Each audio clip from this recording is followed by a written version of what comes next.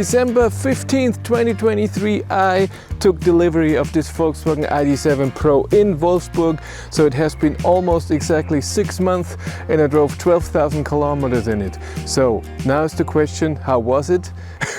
And would I still buy this car again?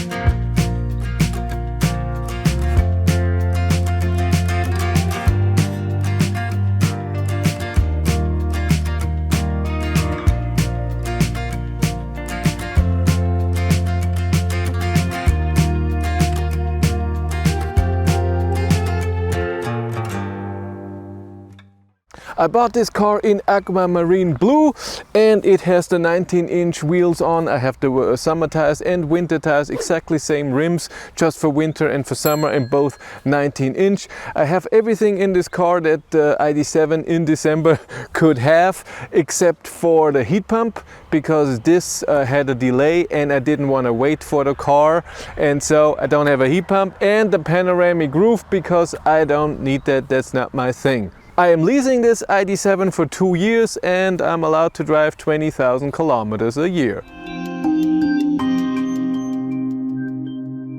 Let's start with the daily use. How is the Volkswagen ID.7 Pro if you have to go to work every day, to use the app, to preheat in the morning, maybe cool it in the afternoon when it was sitting in the sun, charge every day? How is that? And overall, the car is just amazing to do this because you have a scheduled preheating, of course, where you set it every day at 6:30. It should be 22 degrees in the car, and in the afternoon, I don't know, at 2:30 you want that again. You cannot set a different temperature in the afternoon, so it's always the same temperature, but when it's too warm in the car it cools it, and when it's too cold it warms it up, so that's fine. In the winter it's amazing.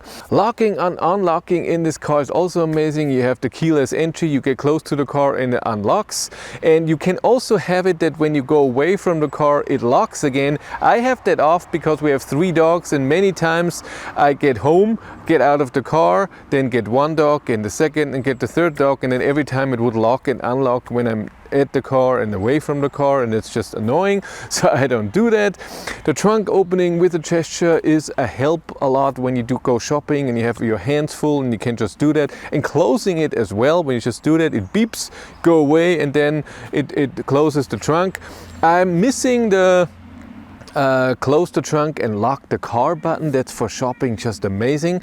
To go when you with your shopping cart there, put your groceries in, go away, you can just lock and close the trunk in one button. That doesn't exist, so you have to do it with your key or go to the door handle and do it with the door handle, which also, by the way, is a nice way to lock this car. I still not the biggest fan of the positioning of that sensor, that when you put it in my ID.3 that was just better. Charging every day is also no problems, charge limit to 80%. And there's battery care mode that once if you charge it to 100%, the next time it's already automatically at 80%. I could live without that battery care thing, because if you turn it off you get a warning message you don't have battery care mode on. That's annoying. And the problem is if you charge to 100% and automatically after the charging session it goes back to the charge limit of 80%, and then in the morning you preheat the car, it takes it not from the charger, it takes it from the battery, because your charge limit is at 80%, and that's a bit annoying, so I could live without it. Also annoying is that every time you get into the car you have to press the OK for the privacy setting. That's really annoying every freaking time you get into the car. And then also, which is not Volkswagen's fault, that I don't like the lane assist and I don't like the speed limit warning, so I have to turn those two off as well every time I get into the car and put it into drive. But it's a great daily driver, it's comfortable, it has all the features that you need. We get about the features more in detail in the comfort when we do long distance. performance. Even though it's a gigantic car and I don't need the space, I didn't buy this car because it's gigantic, I bought the car because it's comfy. Even though it has that, it still has an amazing turning circle, and I noticed that I can go into places very nicely and out. It's just big, and you need the 360-degree camera to see everything, that you know that for sure you're not hitting anything.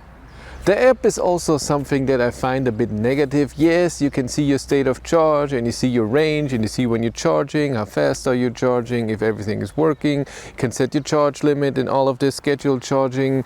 You can preheat the car. It works most of the time. I just very disappointed that no features have been added to the app in such a long time since I had my ID.3 in 3 years. I cannot lock the car still now in 2024. That's just a feature that you need. I don't know, someone else goes to your car and has to take something out, you can unlock it. You forgot to lock it, you can lock it somewhere else. You don't have to go back to your car. That would be so nice. And it's a great feature, and a digital key I know is coming. This is a feature that I don't need, but some people love that they don't need a key, they can use their phone. I just would love to lock and unlock the car via the app. That would be very nice. Driving the ID.7 is just amazing. It's very comfortable, very quiet, and you have all the features to make it even more comfortable. The seats are amazing. Oh my god, you have amazing massage function and everywhere. And for me important, seat heating and seat cooling. It's just very important, so seat ventilation. In the winter the seat heating is really warm, not just a bit. A lot of cars the seat heating is okay, but not extremely warm. Here it is amazing that you have to turn it off after a while or lower. In seat cooling the other way around. I hate it when seat ventilation is extremely cold, that it's not nice. And here on one it's still okay, but it cools a bit, and I use it a lot. Massage too. Even when I go to work, sometimes I turn on the massage. What I don't like about the massage function is that yes, I can turn it on here, but I have 10 massage programs and I like not the standard one, I like a different one. And for that I always have to go into infotainment system and do that. I would prefer if I can save which one I want, and then I always just turn it on. But it's really nice. Travel assist, so the self-steering and adaptive cruise control, amazing. No problem at all. It just does what it should do. The only thing I'm not a fan of in this car when it comes to driving is the indicator. I feel like it's really loud and it gets annoying after a while when you stand on a light and it just for 2 minutes you have that sound. It's too loud for me.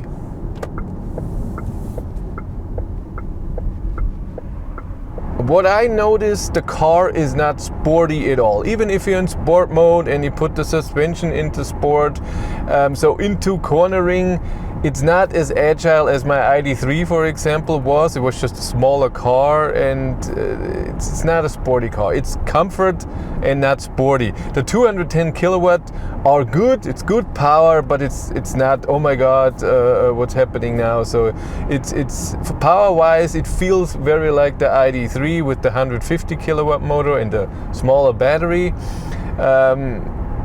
I like that the motor is efficient, but power-wise it's not that amazing, and it's not a sporty car, but this is also not why I bought it. Long distance driving, I made an extra video where I say that I think this is the best EV for long distance driving, and I stand by it because it's amazingly comfortable. It has good range, very efficient even at higher speeds, and it charges amazing. And this is what we're gonna do next.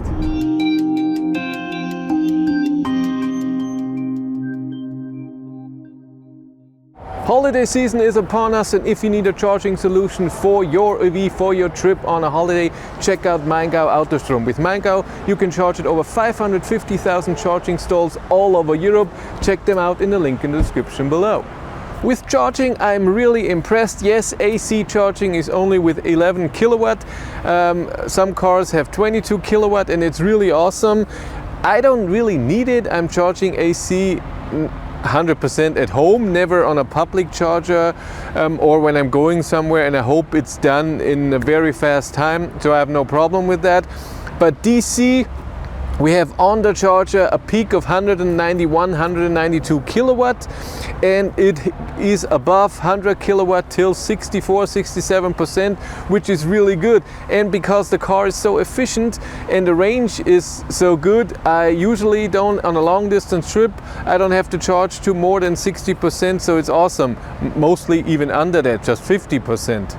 And you can preheat the battery, like I said, in the infotainment system, so it's always perfect charging power. The only thing that is negative, and I'm not the biggest fan of, is that you have to plug in under 15%. That makes your trip a bit more stressful, because you want to arrive from 5 to 15%. If you arrive with 20%, it just takes a bit longer to charge. It's not the biggest deal, but it would be amazing that at 20% I can still get the same peak.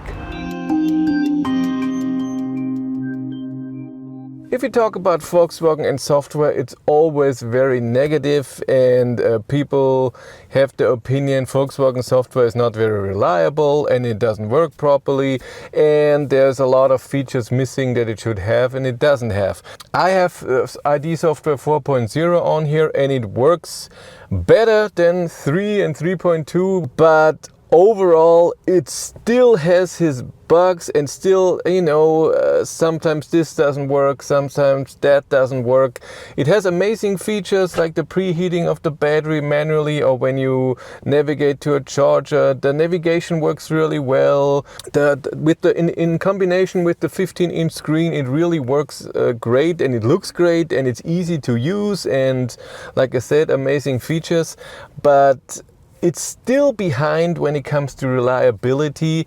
Yes, it works 90% of the time, and usually when something is not working, it's not a big thing. You park it and then it works again, or I don't know, it just works for a few minutes and stuff like this.